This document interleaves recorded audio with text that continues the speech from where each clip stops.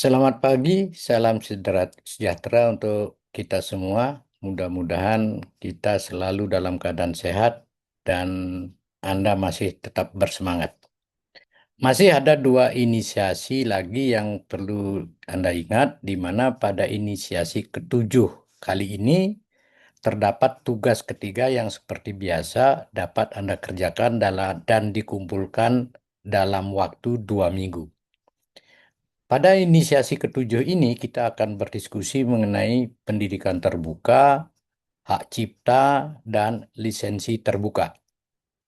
Di sini kita akan membahas tentang mengapa isu keterbukaan menjadi penting di era digital dan sumber pembelajaran terbuka atau yang dikenal dengan Open Educational Resources atau OER, serta akan mengeksplorasi implikasi dari OR untuk belajar di era digital. Cara kerja hak cipta untuk dapat menggunakan atau menghasilkan karya kreatif yang menerapkan lisensi terbuka. Nah, capaian pembelajaran umum untuk materi ini Anda diharapkan agar mampu menjelaskan pendidikan terbuka, keterbukaan akses, dan sumber pembelajaran terbuka, hak cipta, dan lisensi terbuka Creative Commons. Pendidikan terbuka merupakan pendekatan pembelajaran yang menekankan keterbukaan akses, fleksibilitas waktu, serta kesempatan belajar yang setara bagi semua individu, tanpa ada batasan geografis, ekonomi, maupun sosial.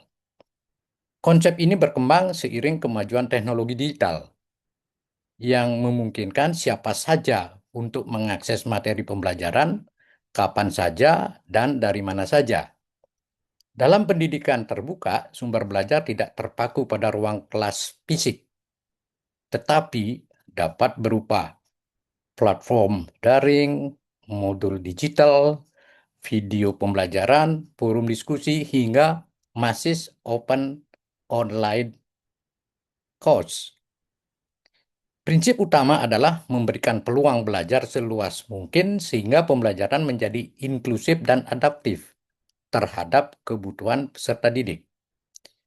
Keterbukaan akses pendidikan terbuka berkaitan erat dengan penggunaan sumber pembelajaran terbuka atau Open Educational Resources atau OERs, yaitu bahan ajar yang dapat digunakan, disesuaikan, dan disebarluaskan secara bebas oleh siapa saja. OER pada umumnya menggunakan lisensi terbuka, salah satunya Creative Commons, yang memberikan hak kepada pengguna untuk menyalin, mengedit, membagikan, bahkan memodifikasi materi sesuai ketentuan lisensi yang dipilih pembuatnya, yang masing-masing mengatur hak penggunaan dan atribusi. Ada istilah di situ dikenal dengan Creative Commons atau CC BY atau atribusi. Yang kedua, CC BY SA, Creative Commons Attribute Share Alike, atau yang dikenal dengan atribusi berbagi serupa. Dan yang ketiga yang dikenal dengan CC BY NC, Creative Commons Attribution Non-Commercial. Dengan lisensi terbuka, pemanfaatan sumber belajar menjadi lebih luas, etis, dan ilegal. Sehingga di situ Anda dapat melakukan pembelajaran secara ekosistem, yaitu bersifat kolaboratif, inovatif, dan berkelanjutan. Nah, untuk itu, capaian umum yang ingin dicapai dalam pembelajaran ini terangkum dalam capaian pembelajaran CPK khusus. Di antaranya, menjelaskan pentingnya berbagi ilmu pengetahuan secara bebas dan terbuka untuk memenuhi kebutuhan global akan akses terhadap pendidikan. Yang kedua, menjelaskan asal-usul konsep, cakupan, hak, perlindungan, pengecualian, setara transfer hak cipta. Tiga, menjelaskan konsep lisensi terbuka atau lisensi publik, konsep dan ragam lisensi yang dikenal dengan Creative Commons.